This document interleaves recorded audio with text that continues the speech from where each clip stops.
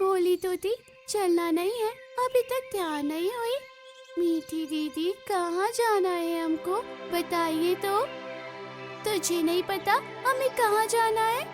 नहीं दीदी, क्या बात है? मीठी दीदी सब ठीक तो है ना? कोई दिक्कत परेशानी तो नहीं है ना? अरे ये जमींदार कुआ इस गांव और गांव के आसपास के सारे पेड़ पौधे एक एक करके कटवा रहा है। अब हमें कहीं और अपना ठिकाना ढूंढना पड़ेगा। पर मीठी दीदी, हम कितने वर्षों से यहाँ रह रहे हैं, हमारी कितनी यादें जुड़ी हुई है। हम कैसे अपना गांव छोड़ के जाएं और हम कहाँ जाएंगे इस जंगल से? आप ये तो बताएं जरा। पर हम गरीब कर भी क्या सकते हैं? वो क्रूर जमींदार बड़ा ही लालची है। अपने लालच के कारण वो किसी भी हद तक जा सकता है। इसलिए अच्छा यही होगा कि हम किसी दूसरी जगह चले जाएं। पर मीठी दीदी, हमें अपने लिए आवाज उठानी चाहिए। आपने चींटियां तो देखी होंगी, बार बार कोशिश करती है। जब तक अपने काम में सफल ना हो जाए, एक नन्ही सी चींटी हार नहीं मानती। तो हमें भी तो कोशिश करनी चाहिए। हम क्यों पीछे रहें? ठीक है भोली, मैं तुम्हारे साथ हूँ, पर हम दोनों क्या ही करेंगे? तुम ही बताओ, हमारी इतनी हिम्मत कहाँ जो हम जमींदार से लड़े? गांव के बीचों बीच बड़ा बरगद का पेड़ है। वहाँ शाम को सभी पक्षियों को आप इकट्ठा करना, हम उनसे बात करते हैं। ये सब जरूर हमारा साथ देंगे। लेकिन अगर उन सभी ने हमारा साथ नहीं दिया तो? पहले से ही तो हम हार नहीं मानकर बैठ सकते ना।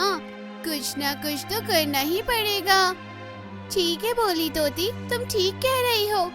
इतना बोलकर और दोनों सारे पक्षी बरगद के पेड़ के पास पहुँचते हैं। तभी तोताराम, क्या हुआ मीठी बहन, भोली बहन, हम सबको तुम दोनों ने यहाँ क्यों बुलाया है? वैसे ही हम सभी परेशान हैं उस जमींदार की वजह से, और तुम दोनों। अच्छा बताओ क्या बात है? तोताराम जी और सारे पक्षी, आप सब जानते हैं ये गांव हमारे लिए क्या है। आज हम सभी उस जमींदार कुआ के अत्याचार, क्रूर व्यवहारों के कारण अपना गांव ऐसे छोड़कर नहीं जा सकते। हमें इसके लिए मिलकर आवाज उठानी होगी। पर हम सभी क्या कर सकते हैं बहन? तुम तो अच्छे से जानती हो ना, उस जमींदार के खिलाफ आवाज उठाना मतलब मौत को न्योता देना है। तो क्या हम ऐसे ही हाथ पर हाथ रख कर बैठ जाएं? एक कोशिश भी ना करें? इतना सुनकर सारे पक्षी एक साथ हाँ में हाँ, हमें आवाज उठानी चाहिए। बात तो तुम सही कह रही हो, कोशिश बिना क्या ही होगा। फिर तुम ही बताओ, हम सबको क्या करना होगा भोली तोती? तोताराम जी और आप सब लोग कल सुबह यहीं मिलना। हम सब मिलकर जमींदार के पास जाएंगे और बात करेंगे। ठीक है बहन, फिर हम कल सुबह यहीं मिलते हैं। फिर सब अपने घर चले जाते हैं। अगली सुबह तोताराम अपनी पत्नी सुरीली से कहता है, सुरीली, जल्दी करो भाग्यवान, नाश्ता दे दो, फिर मैं चलूं। अरे कहाँ जल्दी में है, आज आप ये तो बताइए। तोताराम अपनी पत्नी सुरीली को सारी बातें बताता है, जिसे सुनकर सुरीली को चिंता होने लगती है और वो अपने पति से कहती है, कोई जरूरत नहीं है जाने की। आप जानते हैं ना उस लालची जमींदार कुआ को। आपको कुछ हो गया तो मैं क्या करूँगी, कहाँ जाऊँगी? इसलिए कोई जरूरत नहीं है, रहने दीजिए। हम इस जंगल को ही छोड़कर चले जाएंगे। पर सुरीली। पर कुछ नहीं, मैंने बोल दिया ना, अब नहीं जा रहे। मैं आपको खोना नहीं चाहती। वो दुष्ट बहुत बुरा है, किसी का अच्छा नहीं चाहता। हमें शांति से यहाँ से चले जाना ही अच्छा होगा। इस तरह सारे पक्षियों में डर रहता है और कोई भी भोली तोती के पास नहीं आता। ये क्या मीठी दीदी, अभी तक कोई नहीं आया? मैंने कहा था ना बहन, सब डरते हैं जमींदार कुआ से। कोई नहीं आएगा, सब गांव छोड़कर चले जाएंगे, पर अपने हक के लिए कोई नहीं बोलेगा। कोई बात नहीं मीठी दीदी, पर मैं हार नहीं मानूंगी। मैं अकेले जमींदार कुआ से बात करूंगी। पर बहन, भोली तोती किसी की नहीं सुनती और भोली तोती जमींदार के घर की ओर निकल पड़ती है। तभी जमींदार कुआ, अरे अरे, कैसे आना हुआ भोली तोती? कुछ उधार चाहिए क्या? मेरे इतने बुरे दिन भी नहीं आए कि मैं तुझसे उधार लूं। जमींदार जी, मुझे आपसे कुछ बात करनी है। जमींदार कुआ मन में सोचता है। हाँ, एक तो व्यापार मंदा चल रहा है और ये गरीब आ आके समय खाते रहते हैं। हाँ।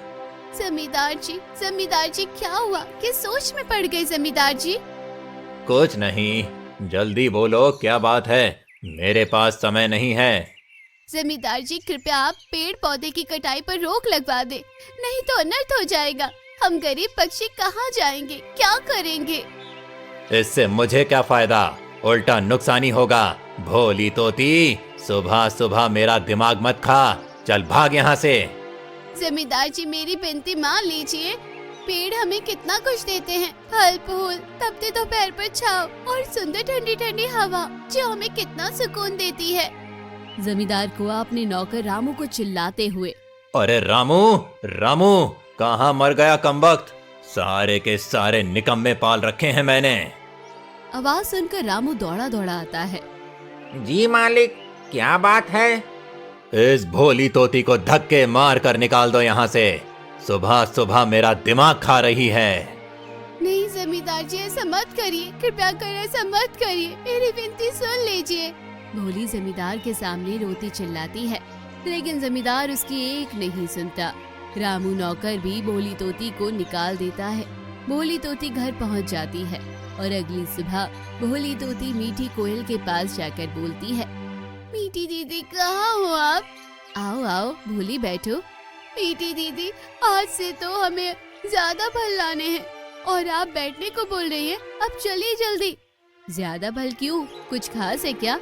नवरात्रि चालू हो गई, आज से तो फल ज्यादा लाने होंगे। अरे हाँ, इन सब में तो मैं भूल ही गई। और एक तुम कितना कुछ करती हो सबके लिए। आवाज उठाई, अकेले उस लालची जमींदार कुआ के पास गई, विनती की, फिर भी घमंडी माना नहीं। ठीक है, अब हम कर भी क्या सकते हैं, अब हम चले।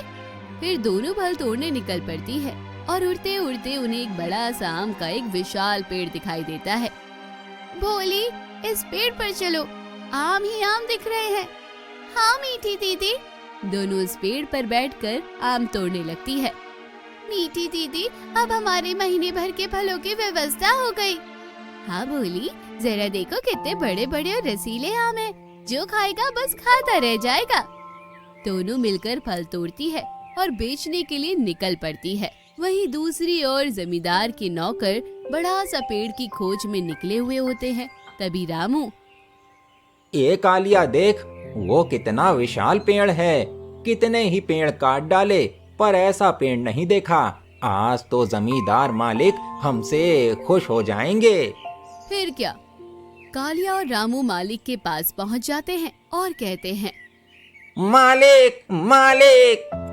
अरे ओ मंदबुद्धि, क्यों चिल्ला रहा है? एक तो काम ढंग से नहीं करता और दिन भर बस चिल्लाता रहता है, बोल। मालिक मालिक, आज आपके लिए ऐसी खबर लाया हूँ जिसे सुनकर आप खुश हो जाएंगे। अब क्या मुहूर्त निकलवाऊं, जल्दी बोल। मालिक, गांव का वो आखिरी हिस्सा है ना, बंजर सा, जहाँ कोई नहीं जाता, मालिक वहाँ बहुत बड़ा आम का पेड़ है।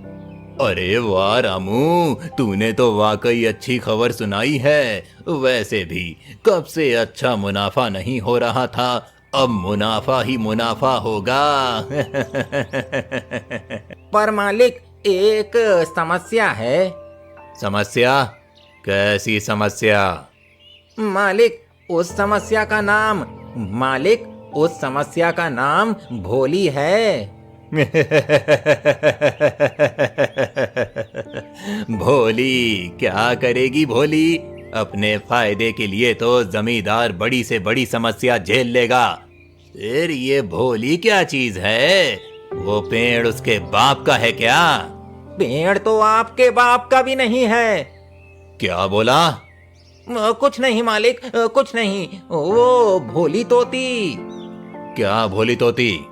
मालिक, मैं तो बस इसीलिए बोल रहा था क्योंकि मीठी कोयल और भोली तोती का कुछ दिनों से ज्यादातर बसेरा वहीं रहता है।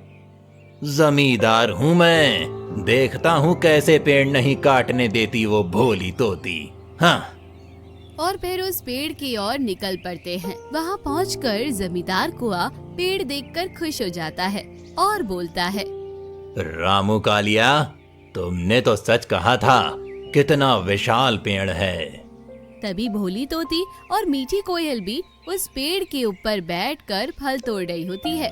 जमींदार की आवाज सुन पेड़ से वो नीचे आ जाती है। जमींदार जी, आप यहाँ? हाँ हाँ, मैं जमींदार हूँ, जहाँ चाहे वहाँ जा सकता हूँ। तुम कौन होती हो पूछने वाली, और तुम इस पेड़ में क्या कर रही हो? तभी बीच में मीठी कोयल बोल पड़ती है, जमींदार जी, हम फल तोड़ रहे हैं। इस पेड़ पर बड़े बड़े और रसीले आम लगे हुए हैं, आप खाएंगे क्या? मैं ये फल नहीं खाने आया हूँ, मुझे अपने व्यापार के लिए एक बड़े पेड़ की जरूरत है, उसी की खोज में आया हूँ। और देखो, ये बड़ा पेड़ मिल भी गया।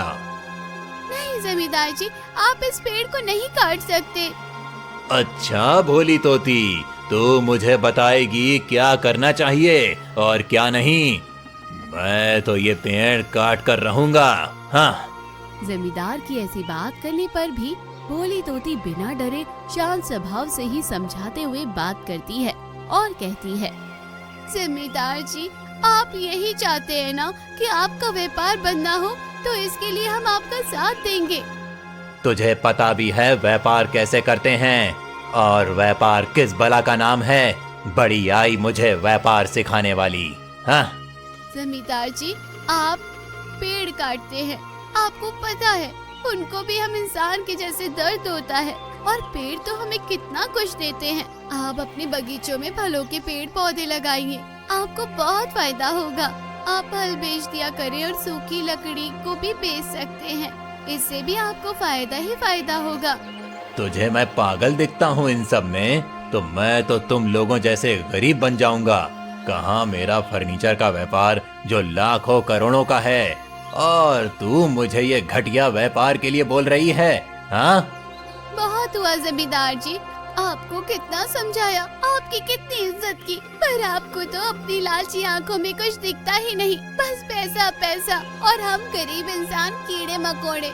अब आपको जो करना है करें, पर अब मैं पेड़ तो नहीं काटने दूंगी। ठीक है, एड़ी चोटी का जोर लगा ले, मैं कल फिर आऊंगा और देखता हूँ तू मुझे कैसे रोकती है। हाँ। जमींदार गुस्से से बड़बड़ा कर वहाँ से चला जाता है। भोली तोती, ये क्या कर रही हो तुम? जानती नहीं ये जमींदार कुआ कुछ भी कर सकता है, कहीं तुम्हें कुछ नुकसान पहुँचा दिया तो? मीठी दीदी, आप मेरी चिंता मत करो, मैं ये पेड़ पौधे इतने बेरहमी से कटते नहीं देख सकती। अगले दिन जमींदार फिर आता है और पेड़ काटने ही वाला होता है कि तभी भोली तोती पेड़ से लिपट जाती है। ये मैं पेड़ नहीं काटने दूंगी, मैं ये पेड़ नहीं काटने दूंगी। रामू कालिया, लगता है लाठी की बरसात करनी पड़ेगी इस भोली पर। जाओ, शुरू हो जाओ। रामू और कालिया भोली को लाठी से मारने लगते हैं। तभी वहाँ भोली का बचपन का दोस्त चील आ जाता है और भोली को बचा लेता है। कौन हो तुम लोग? मेरी दोस्त को मारने की हिम्मत कैसे हुई? हम तो बस पेड़ काटने आए थे, पर ये भोली तोती हमें हमारा काम ही नहीं करने दे रही है।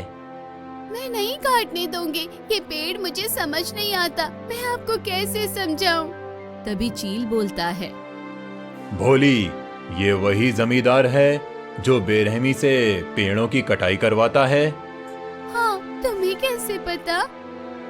जब मैं तुमसे मिलने यहाँ आ रहा था तो कुछ पंछी रास्ते में मिले, उनसे तुम्हारे बारे में पूछा कि तुम कहाँ मिलोगी।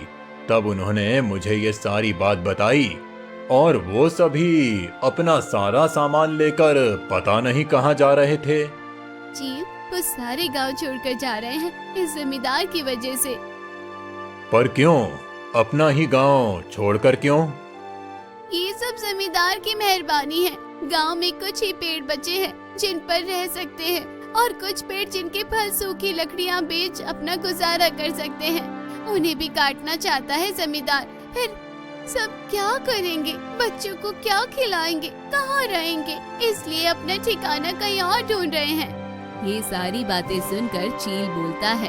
देख जमींदार, मैं चाहूँ तो तुझे और तेरे नौकर को मार मार कर आधा कर दूं और पूरे गांव में घुमाऊं, लेकिन मैंने ये सब किया तो तुम में और मुझ में क्या अंतर रहेगा? तुम मुझे धमकी दे रहे हो? अरे नहीं जमींदार भाई, बस समझा रहा हूँ। आपको तो उसी समय सीख मिल जानी चाहिए थी। उस समय? किस समय? क्योंकि जमींदार भाई, कोरोना का समय याद नहीं? ऑक्सीजन सिलेंडर नहीं मिल रहे थे, सांस की कितनी परेशानी हो रही थी। खैर अब तो कोरोना नहीं है, लेकिन पेड़ पौधे नहीं होंगे तो जरूर ये सांस लेने वाली परेशानियां चालू हो जाएंगी। किसी और का नहीं तो अपनी सेहत का तो सोचो। आप लकड़ी नहीं काटोगे, फर्नीचर नहीं बेचोगे और आप 3-4 दिन खाना नहीं खाओगे तो भी चल जाएगा, लेकिन एक दिन तो क्या 10-15 मिनट सांस नहीं लोगे तो सीधा ऊपर की टिकट कट जाएगी, ऊपर की। तुम मुझे डरा रहे हो, पर मैं डरने वाला नहीं। हाँ। इतना बोलकर जमींदार कुआं घर चला जाता है। शुक्र है भगवान का कि सही समय पर तुम्हें भेज दिया, नहीं तो वो लालची आज इस आम के पेड़ को काट ही डालता। अब सब ठीक है। अपने इस दोस्त को चाय पानी, बैठना कुछ नहीं पूछोगी? क्यों नहीं, पर अभी तो हम इस पेड़ पर ही छोटा सा घर बनाकर रह रहे हैं। तुम्हें क्या खिला पिला सकते हैं? अरे भोली, ये मीठे और रस से भरे हुए रसीले आम मुझे नहीं खिलाओगी? हाँ। अरे हाँ, देखिए मीठी दीदी, मैं तो भूल ही गई, हम रसीले आम के पेड़ पर हैं और खाने पिलाने की व्यर्थ चिंता कर रहे हैं। इतना कुछ हो गया, समझ सकती हूँ। तीनों मिलकर फल खाते हैं और सो जाते हैं। जैसे ही सुबह होती है और भोली तोता बाहर आती है तो उसके होश ही उड़ जाते हैं और वो चिल्लाते हुए, मीठी दीदी जल्दी आइए बाहर। क्या हुआ? वो देखो, जमींदार को उस मासूम पेड़ को भी काट दिया। हमें लगा मान जाएगा, पेड़ नहीं काटेगा, और ये हमारी नींद का फायदा उठाकर ये तो वो वाला मासूम छोटा पेड़ भी काट गया। अब मैं उसे छोड़ूंगी नहीं, हम अभी जमींदार के घर जाएंगे। इतना बोलकर वो तीनों जमींदार के घर की ओर निकल पड़ते हैं। रास्ते में उन्हें तोताराम मिलता है, जो थोड़ा घायल रहता है। तोताराम को देख भोली तोती, तोताराम जी ये आपको क्या हो गया? कितना खून निकल रहा है आपको? कुछ नहीं भोली, ये तो मेरे कर्मों का फल है। तोताराम जी आप तो बहुत अच्छे हैं, फिर ऐसा क्यों बोल रहे हैं? मुसीबत तो आती जाती रहती है, फिर हम कर्म को क्यों दोष दें? मुझे माफ कर दो भोली तोती, सबसे बड़ा मैं तुम्हारा गुनहगार हूँ। तुम हम सब गांव वालों के लिए कितना कुछ करती हो, और मैं लालची अपनी पत्नी की बात में आकर थोड़े से पैसों के लालच में मैंने अपने ही घर वाला पेड़ बेच दिया। तोताराम जी आप उससे बड़े हैं, ज्यादा तजुर्बा है। आपने सोचा नहीं, घर का पेड़ बेच दोगे तो घर भी टूटेगा, फिर आप और आपका परिवार कहाँ जाएंगे? सही तो बोल रही है भोली। तोताराम आप बड़े हैं, गांव को साथ लेकर चलना चाहिए, और आप तो चंद पैसे के लिए अपने ही घर से बेघर हो गए। मीठी कोयल, भोली तोती, मैं शर्मिंदा हूँ, मुझे माफ कर दो। जमींदार कौवा ने बोला था उसके घर के पीछे छोटा घर है, वहाँ तुम रहना, और फिर पैसों का लालच और काम का लालच दिया, और जब हम वहाँ पहुँचे तो हमें धक्के मार कर निकाल दिया और मेरे साथ मारपीट की। पर तोताराम जी अब आप और परिवार सब कहाँ रहते हैं? भोली तोती, पुराने तालाब के पास टूटी झोपड़ी है, वहीं गुजारा कर रहे। तोताराम जी वहाँ कैसे रहते होंगे? वहाँ तो कुछ खाने पीने की सुविधा भी नहीं है। तो और क्या करें बहन, जो किया इसका फल मिल रहा है। फिक्र मत करे तोताराम जी, आप हमारे साथ उस बड़े आम के पेड़ पर घर बना लीजिए, इससे हम आपकी मदद करेंगे। तोताराम जी अभी हम जमींदार के घर जा रहे हैं, आप फिक्र मत करिए। इतना बोलकर वो जमींदार के घर आती है और इस बार भोली सोच लेती है, इससे अच्छा सबक सिखाएगी और सजा जरूर देगी। बाहर निकल जमींदार कौआ, बहुत हुआ। अभी तक तुमने भोली तोती का प्यार इसलिए देखा था, इतना समझाने पर भी नहीं समझा। अब भोली तुझे तेरे स्टाइल में समझाएगी। भोली तोती की आवाज सुनकर जमींदार कौआ की पत्नी चमकीली बाहर आती है और बोलती है, जी आप कौन लोग? हमारे छोड़े, आप जमींदार जी को बाहर बुलाओ, नहीं तो अच्छा नहीं होगा। चमकीली रोने लगती है और रोते हुए कहती है, मैं जमींदार की पत्नी चमकीली हूँ। तभी मीठी कोयल बोलती है, लगता है जमींदार अपनी पत्नी के साथ ठीक से बर्ताव नहीं करता, तभी तो बेचारी फूट फूट कर रो रही है। अरे नहीं, वो तो हमें बहुत प्यार करते हैं। फिर आप रो क्यों रही है? क्योंकि जमींदार जी, उनकी तबीयत बहुत ही ज्यादा खराब है, उन्हें सांस लेने में बहुत दिक्कत हो रही है और ऑक्सीजन सिलेंडर भी नहीं मिल रहा। अभी कहाँ है जमींदार कौआ? हॉस्पिटल में। मैंने कितना मना किया पेड़ पौधे ना काटे, पर मेरी एक ना सुनी। हम तो आपके लालची पति को सजा देने आए थे, उन्होंने गांव वालों को बहुत परेशान कर रखा था और देखो, हमसे पहले भगवान ने ही सजा दे दी। अब उन्हें पेड़ पौधे की कीमत का पता चलेगा। हाँ बहन, तुम सही कह रही हो, ये ऊपर वाले का ही प्रकोप है, पर जैसे भी है तो मेरे पति ना।